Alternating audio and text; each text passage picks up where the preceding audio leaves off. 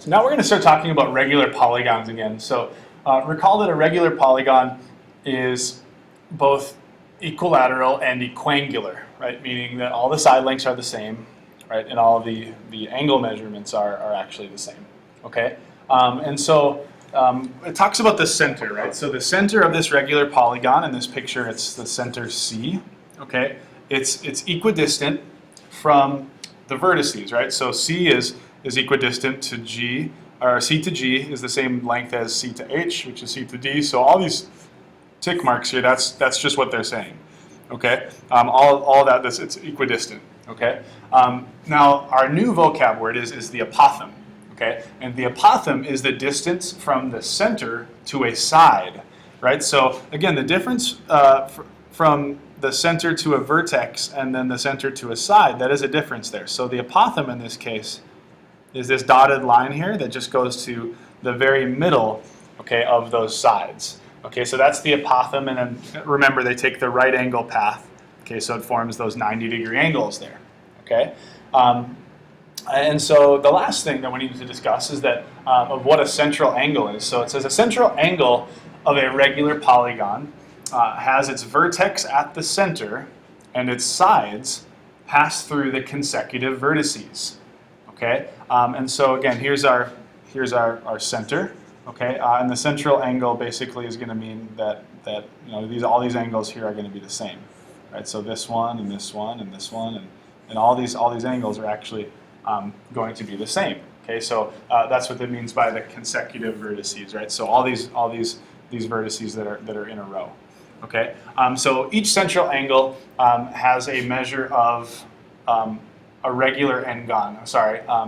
Each central angle measure of a regular n-gon is 360 divided by n, right? So however many sides the polygon has, this happens to be a pentagon. Okay, so we would take 360 divided by 5.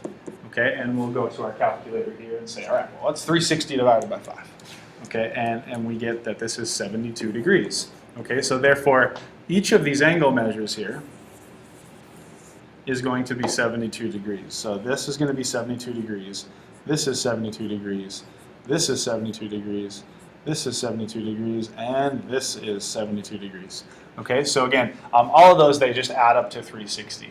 Okay, so this says regular pentagon DEFGH has center C, apothem BC, and a central angle of angle DCE. So DCE would be representative of right here, D to C to E.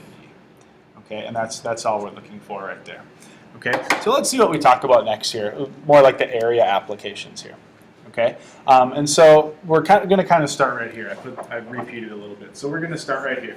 Okay, now to find the area of this regular n-gon, okay, in this case it's a pentagon, okay, but to find the area of this polygon, or this regular polygon, with a side length of S and an apothem of A, we are just going to divide it into a whole bunch of congruent isosceles triangles, right? Isosceles triangles basically are going to have 2 or more congruent sides, right? And so what we want to do is really we're interested in finding the apothem, okay? And so the apothem again in this picture is CB.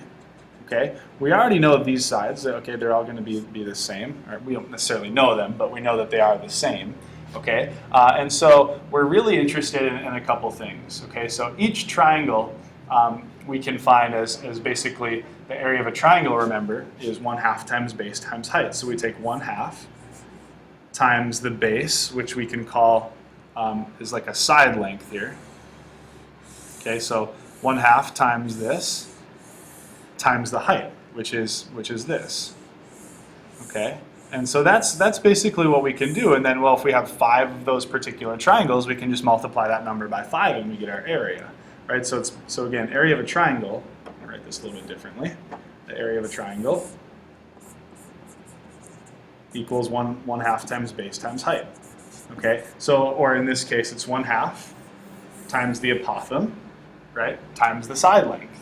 Okay, now that gives us just this area of this particular red triangle. Remember, to find the rest of these, we have to multiply it by how many triangles there actually are. So in this case, we'd multiply that by 5, right? So the total area of the polygon would be n, which is the number of sides of the polygon, and then multiplied by 1/2 times the apothem times the side length. So this is one formula that we could use here to find the total area of this regular polygon. Okay. However, a shortcut to this formula would just be to multiply the area, we'd find the area by taking 1/2 times the apothem times the perimeter. Okay, and this is the one that we're actually going to use most often.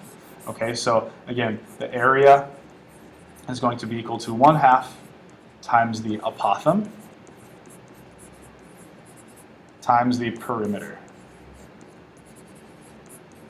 Okay, so in the next series of videos, we're going to discuss a couple of example problems on how we can find the area of these regular polygons.